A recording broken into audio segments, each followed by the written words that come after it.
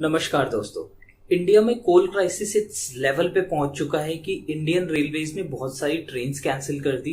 Passenger trains को रोक के जो माल गाड़ियां हैं उनको लाया जा रहा है। डेडिकेटेड फ्रीट कॉरिडोर्स बनाए जा रहे हैं, डेडिकेटेड रेलवे ट्रैक्स बनाए जा रहे हैं ताकि कोल की सप्लाई इंडिया में अच्छी की जा सके। बिकॉज बहुत सारे ऐसे इम्पैक्ट्स है जिसने कोल सप्लाई को और एनर्जी सेक्टर को इंडिया को बहुत ही ज्यादा इम्पैक्ट करा है। तो आज की वीडियो में हम लोग यही डिस्कस करेंगे कि कोल जो क्राइसिस इंडिया में कोल का एक अभाव चल रहा है वो क्यों चल रहा है, उसके रीजंस क्या हैं और रीजंस के साथ बात करेंगे कि सॉल्यूशंस क्या क्या हो सकते हैं।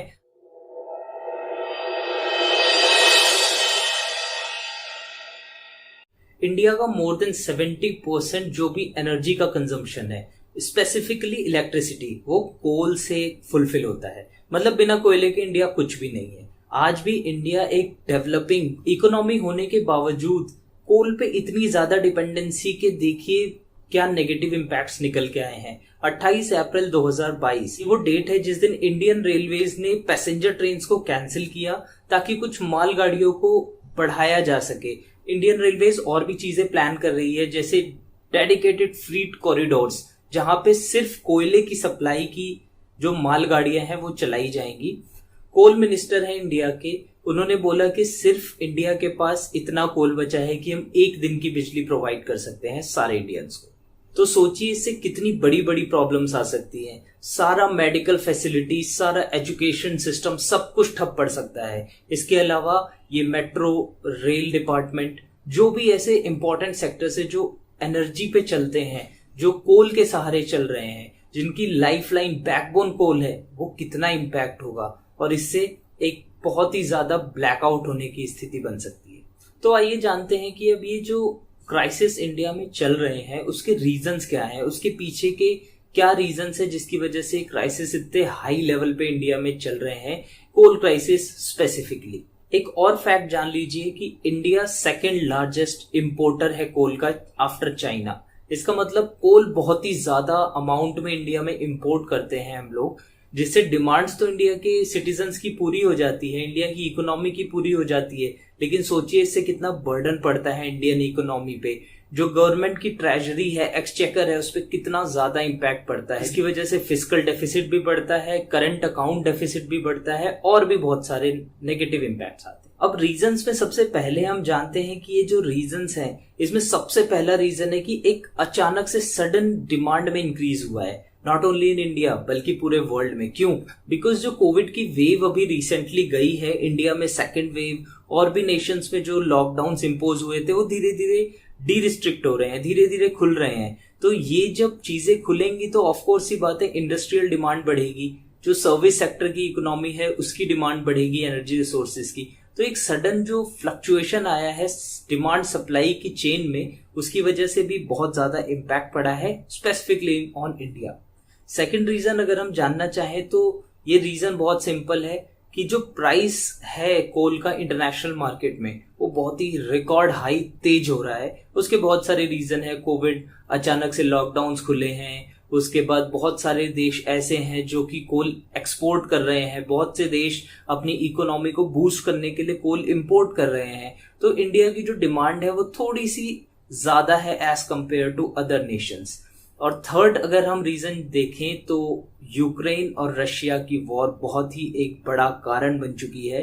बिकॉज रशिया एक की पार्टनर है कोल सप्लाई करने में इंडिया को। नॉट ओनली कोल, और भी बहुत सारे पेट्रोलियम प्रोडक्ट्स है जो हम रशिया से सप्लाई करते हैं।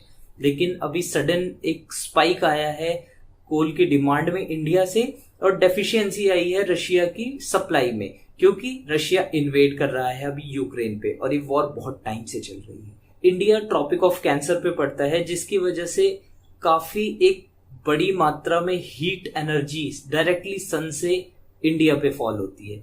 लेकिन ये हीट सिर्फ यही इम्पैक्ट नहीं करती, हीट वेव्स, जो टेम्परेचर आप देख रहे हैं इंडिया का, और भी जो रीजन्स हैं इंडिया में, स्पेसिफिकली ये जो मालाबार प्लेट्यू वाला एरिया है या फिर नॉर्दर्न इंडिया है, इसकी इतनी ज्यादा हीट यहाँ पे अभी चल रही है, 46-47 डिग्रीज टेम्परेचर तक पहुंच रहा है। तो ऑफकोर्स सी बात है जो नॉर्मल सिटीजन्स हैं इंडिया में रह रहे हैं अपने घरों में, वो एनर्जी कंजम्पशन ज्यादा चाहेंगे, बिकॉज इस टेम्परेचर में फैंस, एसी, कूलर, और हम जानते हैं कि एयर कंडीशनर्स और कूलर कितनी अमाउंट में इलेक्ट्रिसिटी कंज्यूम करते हैं। तो इलेक्ट्रिसिटी क्राइसिस बहुत ही ज्यादा है।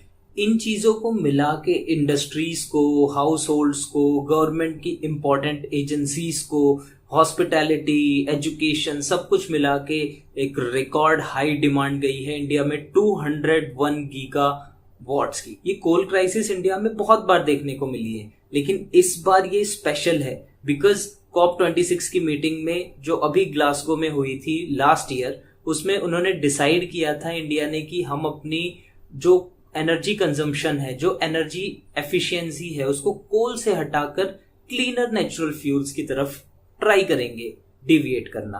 तो हमने कोल की जगह नेचुरल गैस पे डिपेंडेंसी बढ़ानी शुरू करी थी, विंड एनर्जी यूज करना, सोलर पावर यूज करना। बहुत से इंडिया के इनिशिएटिव्स थे, बहुत से इंडिया के डिमांड्स थे या फिर ड्रीम्स थे अचीव करना, लेकिन ये एक सडन क्राइसिस की वजह से वो सारा कुछ सप्रेस हो चुका है। सो जो हमारा प्रॉमिस था कि हम आने वाले 20, 25 या 30 सालों में नेट जीरो एमिशन को अचीव कर लेंगे, वो डिमांड और डिले होगी। इससे इंडिया के इंटरनेशनल इमेज पे बहुत फर्क पड़ने वाली है। तो अब रीजंस को जानने के बाद सॉल्यूशन जानना बहुत जरूरी है, बिकॉज सॉल्यूशन के बिना प्रॉब्लम हम डिस्कस करते रहे उससे फायदा नहीं है। हमें सॉल्यूशन जानना ही पड़ेगा, और सॉल्यूशन इंडिया के लिए एक ही है, सोलर एनर्जी को यूज करना। इंडिया सब ट्रॉपिकल रीजन में पड़ता है, काफी एक good amount of solar energy हमको मिलती है, हम उसको यूटिलाइज नहीं कर पा रहे हैं। We are wasting our energies, we are wasting the energy we are receiving from सन।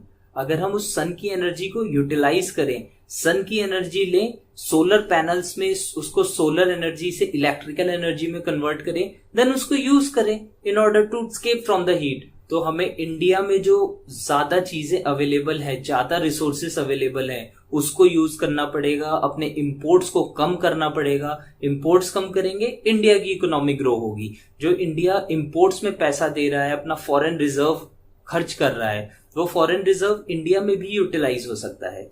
तो धीरे धीरे हमें ये इनिशिएटिव्स लेने पड़ेंगे। आफ्टर दैट सिर्फ गवर्नमेंट या सिर्फ सिटीजन्स अकेले रह के इन चीजों को कंप्लीट नहीं कर सकते। गवर्नमेंट और लोगों को मिलजुल के इस पे काम करना पड़ेगा। छोटी छोटी चीजें, like we are living a room, हमें कमरा छोड़ रहा है, उसमें फैंस ऑन क्यों रखते हैं, फैन ऑफ कर दीजिए, लाइट्स ऑफ कर दीजिए। ये छोटी छोटी चीजें बहुत ज्यादा इम्पैक्ट करती हैं, एक बहुत ही ज्यादा अमाउंट की एनर्जी सेव कर सकती हैं। अगर एक एक इंसान दिन की 2-2 यूनिट बिजली भी बचाता है, तो सोचिए 180 करोड़ की जनता कितनी यूनिट बिजली बचा सकती है। जो लोग गर्मी से मर रहे हैं, हम उनकी हेल्प कर सकते हैं। 4 रूम्स में 4 लोग बैठे हैं और चारों रूम्स में एसी चल रहा है। Can we not sit together? अगर चारों लोग एक ही रूम में बैठे तो एक एसी चलेगा। इनकी वजह से बहुत ही ज्यादा इंडिया के पावर सेक्टर पे, कोल सेक्टर पे प्रेशर पड़ रहा है। और भी बहुत सारे ऑप्शंस है, ऑप्शंस तो अनगिनत हैं, बस बात है उनको इम्प्लीमेंट करने की। इंडिया थोरियम रिच बहुत ज्यादा है, लेकिन हमें यूरेनियम चाहिए। हम यूरेनियम इंपोर्ट करते हैं in order to generate electricity from nuclear power plants. हम थोरियम को यूटिलाइज क्यों नहीं कर सकते? उसके कुछ अपने ड्रॉबैक्स हैं, कुछ अपने इश्यूज हैं, लेकिन हम थोरियम को लेके उस पे कुछ रिसर्च करके, साइंटिफिक रिसर्च करके, ऑफ कोर्स सी बात है, उसको यूज कर सकते हैं। अनकंट्रोलेबल किसी डिफेक्ट को इग्नोर ना करके उसको बहुत ही एक अच्छे तरीके से न्यूक्लियर पावर प्लांट्स में यूज कर सकते हैं। क्लीनर फ्यूल्स यूज कर सकते हैं, नेचुरल गैस, और भी solar energy, wind energy, geothermal energy, और भी बहुत सारी ऐसी एनर्जीज हैं जो इंडिया में बहुत ज्यादा सक्षमता है जिसको यूटिलाइज करने की, बट हम कर नहीं पा रहे हैं। So this is the time, अभी नहीं तो कभी नहीं, हमें करना ही पड़ेगा। इंडिया को करना ही पड़ेगा। इंडिया की गवर्नमेंट को बहुत ध्यान देना पड़ेगा इस पे। इलेक्शंस जीतने से कुछ नहीं होता, इलेक्शंस जीत के काम करने से कुछ होता है। इलेक्शन जीत के काम करेंगे तभी जनता आपको अगली बार चुनेगी, वरना डेमोक्रेसी का क्या फायदा? Democracy is for the people, by the people and to the people. So government had to take care of this, we have to take care of this. And आइए मिलजुल के इस एनर्जी क्राइसिस को खत्म करते हैं। इंडिया को self sufficient बनाना है। इंडिया को एक इंटरनेशनल पावर बनना है, यूएनएससी में सीट मांगते रहते हैं हम लोग, बट क्या हम उस लायक बने हैं अभी कि हम यूएनएससी में एक वीटो पावर यूटिलाइज कर पाए? क्या हम उस लायक बने हैं अभी कि हम सेल्फ सफिशिएंट हो पाए? क्या हम उस लायक बने हैं अभी कि हम एक्सपोर्ट्स ज्यादा कर सके और इंपोर्ट्स कम कर पाए? तो आइए इसी के साथ वीडियो को खत्म करते हैं।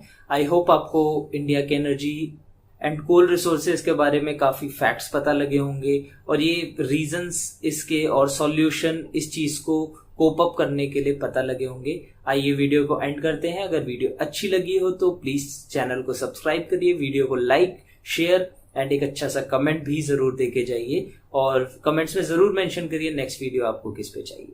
Thank you so much. जय हिंद, जय भारत, टेक केयर।